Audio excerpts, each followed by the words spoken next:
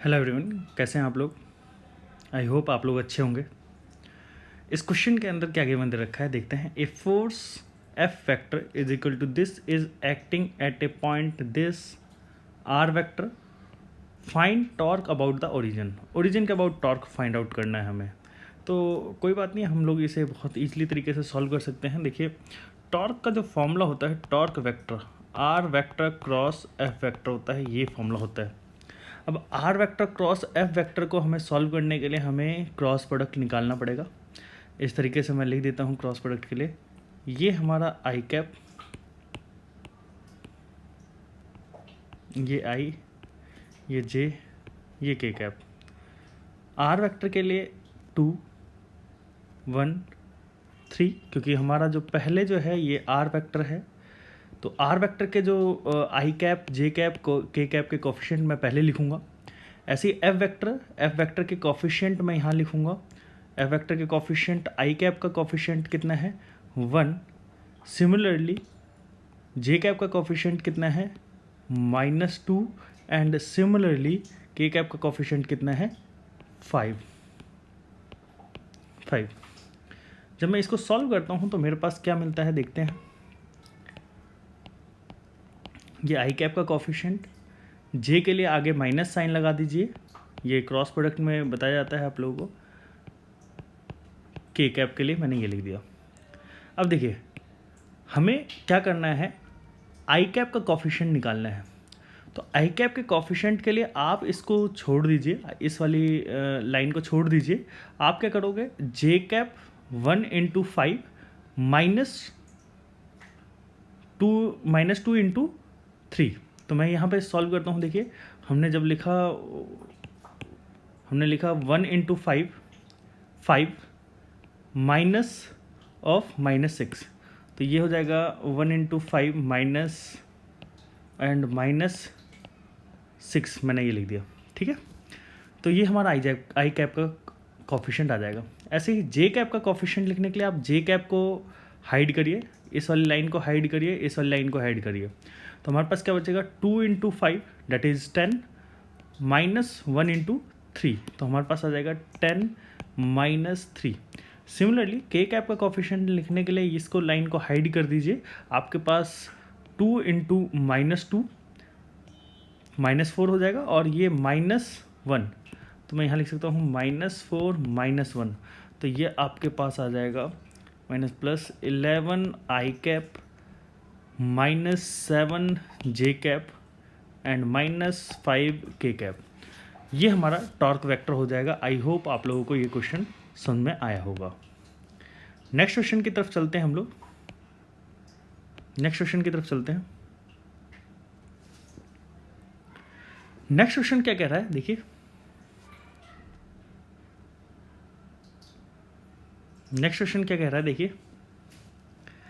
ये कह रहा है the density of a rod A B increases continuously A to B, is it easier to set it in rotation by clamping it at A and applying a perpendicular force at B, or by clamping it at B and applying a force at A? Explain your answer. तो देखिए, हमने क्या करा, एक rod मान ली। ये rod कुछ इस तरीके की है ताकि इसकी जो डेंसिटी है, मास डेंसिटी जो है, वो A से B की तरफ बढ़ती जा रही है। मान लेते हैं ये हमारे पास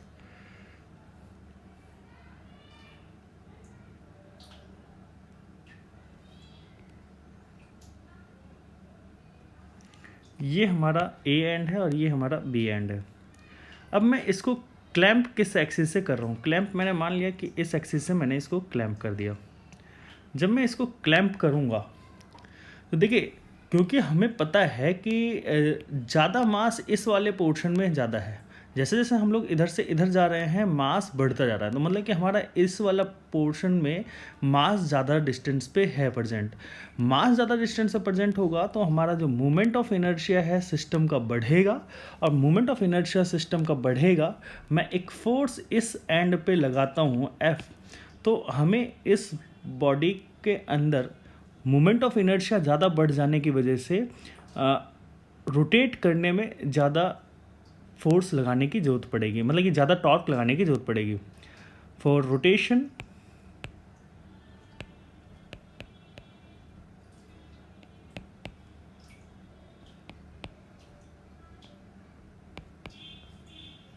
टॉर्क रिक्वायर्ड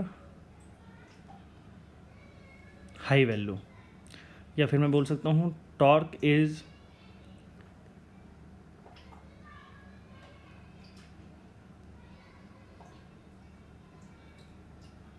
मैं ये बोल सकता हूँ फॉर मोमेंट ऑफ इनर्शिया, क्योंकि मोमेंट ऑफ इनर्शिया सिस्टम का बढ़ गया है, तो for rotation torque require high torque is required. यहाँ पे मैं इस तरीके से लिख देता हूँ, high torque is required, high torque is required. ठीक है, ऐसे ही अगर मैं बोलूँ इसका जस्ट रिवर्स में करता हूँ, मैं बोलता हूँ कि भाई ये हमारे पास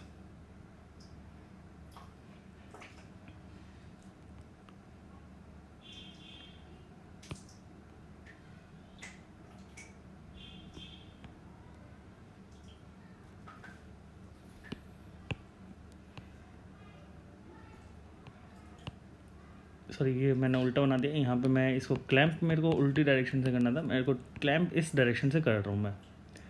अब देखिए इस वाले केस में मास जो है एक्सिस के क्लोज प्रेजेंट है, तो इस वजह से मास क्लोज प्रेजेंट होने की वजह से मैं बोल सकता हूँ कि इस सिस्टम का मोमेंट ऑफ इनर्शिया कम होगा, और कम होने की वजह से फॉर रोटेशन लो टॉर्क या less torque is required, less torque is required. ठीक है, आई होप समझ में आ गया होगा। तो इस वजह से मैं ये कह सकता हूँ कि ये हमारा मान लेते हैं ये हमारा ए सिस्टम है और ये हमारा बी सिस्टम है। तो हमें जो रोटेट कराने में इजी कौन से वाले केस में रहेगा, मैं यहाँ पे एक फोर्स इस वाले एंड पे अप्लाई कर रहा था, ए वाले एंड पे, तो यहाँ पे मेरे को B case is easier to rotation for rotation जो बी वाला जो केस है वो ईजियर रहेगा।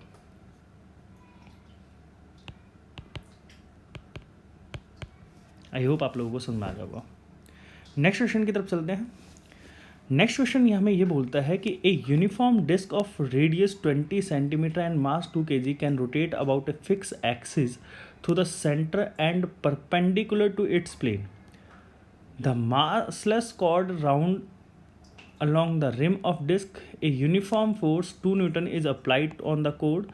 Tangential acceleration of a point on the rim of the disk will be। तो देखिए एक डिस्क है, मान लेता हूँ मैं एक ये हमारे पास डिस्क है, और इस डिस्क के ऊपर एक फोर्स इस तरीके से F is equal to 2 newton इस तरीके से लग रहा है, और रेडियस जो है यहाँ पे 20 सेंटीमीटर है। ठीक है, मास इसका जो है वो है 2 kg।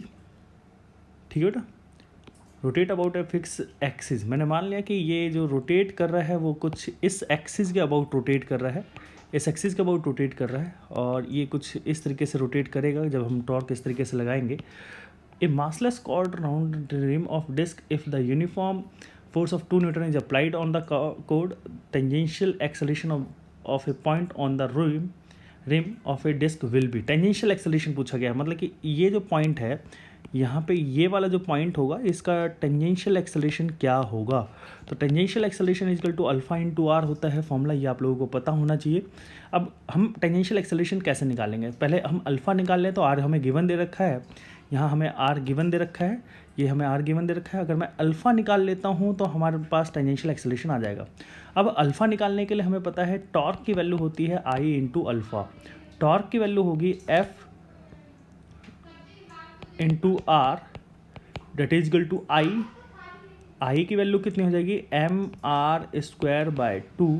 This is the moment of inertia of disc. ठीक है, एंड अल्फ़ा एफ़ की वैल्यू कितनी है 2 न्यूटन, आर की वैल्यू है 20/100, सेंटीमीटर को मीटर में कन्वर्ट कर लिया हम लोगों ने।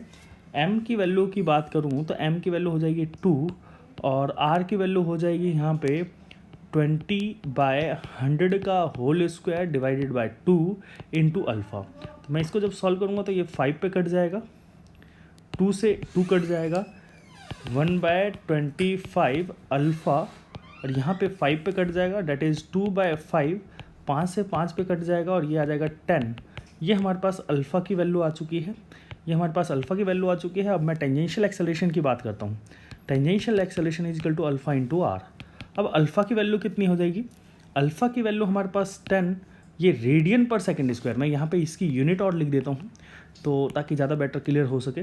10 रेडियन पर सेकेंड स्क्वायर है, ठीक है, ठीक है। और यहाँ पे आर की वैल्यू कितनी है? 20/100। तो क्यों? क्योंकि है ना, क्योंकि सेंटीमीटर में था, तो ये मैं 2 पे कट जा रहा है, तो हमारे पास 2 मीटर पर सेकेंड स्क्वायर हमारे पास आंसर आ रहा है। आई होप आप लोगों को ये क्वेश्चन समझ में आ गया होगा। नेक्स्ट क्वेश्चन की तरफ चलते हैं। A door 1.6 metre wide required a force of 1 newton. देखिए क्वेश्चन दोबारा से पढ़ लेता हूँ। A door 1.6 metre wide requires a force 1 newton to be applied at the free end to open and close it. The force that is required to applied at the point 0.4 meter distance from the hinge for opening a close or closing the door. तो इस चीज़ को हम लोग समझने के लिए एक मैंने मान लिया कि ये हमारे पास एक डोर है और ये इस तरीके से इस एक्सिस के अबाउट हिंज है।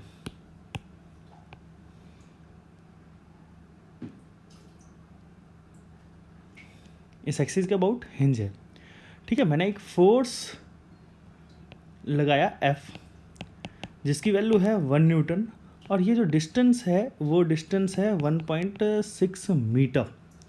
टॉर्क की वैल्यू की बात करूँ तो टॉर्क की रिक्वायर्ड हो जाएगा, टॉर्क का मैग्नीट्यूड मैं लिख रहा हूँ आर वेक्टर का मैग्नीट्यूड इंटू एफ वेक्टर का मैग्नीट्यूड इंटू साइन थीटा, क्योंकि 90 डिग्री का है तो 1.6 आर लिख दिया। एफ की वैल्यू 1 न्यूटन है और 90 डिग्री साइन 90 डिग्री की वैल्यू 1 होती है, तो मैं यहाँ पे लिख देता हूँ 1.6 newton metre. This is the magnitude of torque required for opening the door and closing the door. Opening और क्लोजिंग के डोर के क्लोजिंग के लिए इतनी टॉर्क की रिक्वायरमेंट है। अब देखिए, अब हमारे पास क्वेश्चन में क्या गिवन दे रखा है कि अगर यही डोर, मैंने इसको थोड़ा सा मैं छोटा सा कर देता हूँ, इसको थोड़ा सा छोटा कर देता हूँ, है ना, ताकि हमारे पास थोड़ा सा स्पेस बन जाए। अच्छा, अब यही केस हमारे पास क्वेश्चन में क्या बोला गया है, देखिए क्वेश्चन में हमें गिवन दे रखा है कि ये हमारे पास डोर है,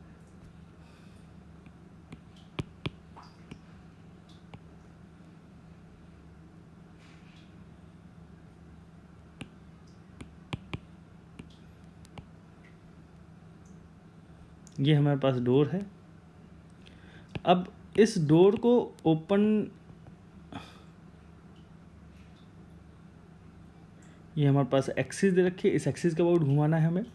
फोर्स जो लगा रहे हैं हम लोग लगा रहे हैं इस पॉइंट पे, फोर्स लगा रहे हैं एफ और इस पॉइंट से इस पॉइंट तक का डिस्टेंस जो है वो 0.4 मीटर है। अब देखिए, डोर को ओपन करने के लिए टॉर्क की रिक्वायरमेंट उतनी ही होगी, क्योंकि यहाँ देखिए यहाँ पे 1.6 न्यूटन मीटर टॉर्क है ना, और उतनी ही टॉर्क की रिक्वायरमेंट इस पॉइंट पे भी होगी ताकि हमारा डोर ओपन हो जाए। टॉर्क की रिक्वायरमेंट सेम होगी, तो मैं यहाँ पे टॉर्क की वैल्यू लिख देता हूँ। Torque is equal to R F sine theta, sine 90 degree पे एंगल लग रहा है। आर की वैल्यू 0.4, एफ की वैल्यू यहाँ पे, एफ की वैल्यू हमें निकालनी है, साइन 90 की वैल्यू 1 हो जाएगी और टॉर्क की वैल्यू 1.6। जब मैं इसको सॉल्व करता हूँ तो एफ, तो ये आ जाएगा और ये पॉइंट से ये कट जाएगा और ये आ जाएगा 4 न्यूटन का फोर्स हमें रिक्वायर्ड होगा in this condition. I hope आप लोगों को ये क्वेश्चन समझ में आ गया होगा। नेक्स्ट क्वेश्चन की तरफ चलते हैं।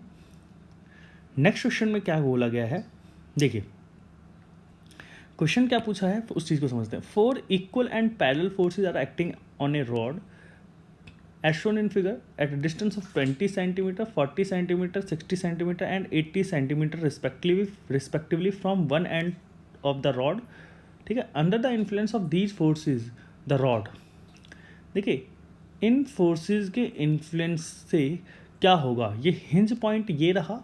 अब क्या होगा, सारे फोर्सेज इक्वल मैग्नीट्यूड के हैं। अब यहाँ देखिएगा, समझिएगा, देखिए अगर मैं बोलूँ कि इस केस में इस केस में नेट फोर्स की बात करता हूँ।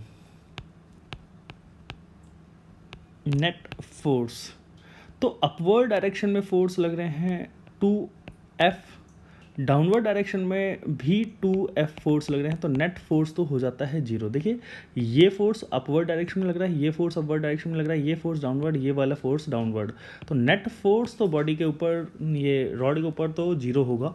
अब बात आती है कि टॉर्क की बात कर लेते हैं, क्योंकि ये वाला जो पॉइंट है, इस वाले पॉइंट के अबाउट ये हिंज है, तो अब इस वाले केस में हम लोग इस नेट टॉर्क की बात करते हैं। नेट टॉर्क, ठीक है। नेट टॉर्क की बात करें तो देखिए इस फोर्स की वजह से ये वाली जो रॉड है इस एक्सिस के अबाउट क्लॉकवाइज डायरेक्शन में घूमेगी, ये क्लॉकवाइज डायरेक्शन में घूमेगी इस तरीके से। किसकी वजह से? इस वाले फोर्स की वजह से। तो क्लॉकवाइज डायरेक्शन में टॉर्क, अब ये देखिए ये डिस्टेंस जो है वो कितना है 20, तो मैं इसके लिए टॉर्क मैं यहाँ लिख देता हूँ नेट टॉर्क। सबसे पहले मैं 20 इंटू एफ, ये मैं नेगेटिव ले रहा हूँ क्योंकि क्लॉकवाइज टॉर्क है इस फोर्स की वजह से, मैं इसको रब कर देता हूँ। अब नेक्स्ट हम बात करेंगे इस वाले फोर्स की। ये वाला फोर्स इस हिंज पॉइंट के अबाउट, ये वाला फोर्स इस रॉड को एंटी क्लॉकवाइज डायरेक्शन में रोटेट करवाएगा, एंटी क्लॉकवाइज डायरेक्शन में रोटेट करवाएगा। जब ये एंटी क्लॉकवाइज डायरेक्शन में रोटेट करवाएगा तो इसका जो टॉर्क होगा वो कैसा होगा बेटा? पॉजिटिव। तो मैं यहाँ पे लिख देता हूँ प्लस 40 इंटू एफ। देखिए 90 डिग्री का एंगल है तो साइन थीटा लगाने की जरूरत नहीं है, आप डायरेक्टली इस चीज़ को समझ सकते हो। आई होप आप लोगों को ये पॉइंट समझ में आ गया होगा। नेक्स्ट अगर मैं बात करूँ यहाँ पे, ये 60 मीटर पे जो लगने वाला फोर्स है ये इस रॉड को इस पॉइंट के अबाउट क्लॉकवाइज डायरेक्शन में रोटेट करवाएगा। तो मैं -60 इंटू एफ, देखिए इस तरीके से 60 इंटू एफ जो है ये टॉर्क जो है इस डायरेक्शन में रोटेट करवाएगा क्लॉकवाइज डायरेक्शन में, तो इस वजह से माइनस ले लिया है मैंने, ठीक है। नेक्स्ट अगर मैं बात करूँ ऐसे ही मैं इस एफ फोर्स की बात करूँ, ये फोर्स इस पॉइंट के अबाउट इधर रोटेट करवाएगा इसको इस तरीके से, तो क्लॉकवाइज डायरेक्शन में एंटी क्लॉकवाइज डायरेक्शन में रोटेट होगा इस फोर्स की वजह से, इस फोर्स की वजह से एंटी क्लॉकवाइज डायरेक्शन में रोटेट होगा। तो इस वजह से मैं इसके लिए क्या लिखता हूँ बेटा? +80 इंटू एफ। अब यहाँ पे देखिए अगर मैं इन दोनों टॉर्क को ऐड करूँ और इन दोनों टॉर्क को ऐड करूँ कितना हो जाएगा? देखिए इस वाले को और इस वाले को ऐड करता हूँ तो यहाँ पे बन जाता है -80F। इस वाले को और इस वाले को ऐड करूँगा तो यहाँ पे हो जाता है 120F। हमारे पास नेट टॉर्क 40F हो जाएगा, और 40F नेट टॉर्क पॉजिटिव, मतलब कि हमारा जो रॉड जो है रॉड रोटेट्स एंटी क्लॉकवाइज, ठीक है। और कितने टॉर्क से? 40F से। तो अब क्वेश्चन का ऑप्शन देख लेते हैं। फर्स्ट ऑप्शन देखिए, इज एट रेस्ट। देखिए रेस्ट में तो नहीं रहेगा, रेस्ट में तब होता जब ये घूम नहीं रहा होता। एक्सपीरियंस से टॉर्क बिल्कुल करेक्ट आंसर है। एक्सपीरियंस से लीनियर मोशन गलत, ये गलत, ये भी गलत, तो ये गलत है, ये गलत है। एक्सपीरियंस से torque also a linear motion, ये गलत है, तो ऑप्शन बी हमारा करेक्ट होगा। आई होप आप लोगों को समझ में आ गया होगा। वीडियो ज़्यादा लंबी ना हो इस वजह से इस लेक्चर के अंदर 5 क्वेश्चन मैं डिस्कस कर रहा हूँ, बाकी के क्वेश्चन नेक्स्ट लेक्चर के अंदर डिस्कस करूँगा। आई होप आप लोगों को ये चीज़ समझ में आ गई होगी। Thanks to all of you.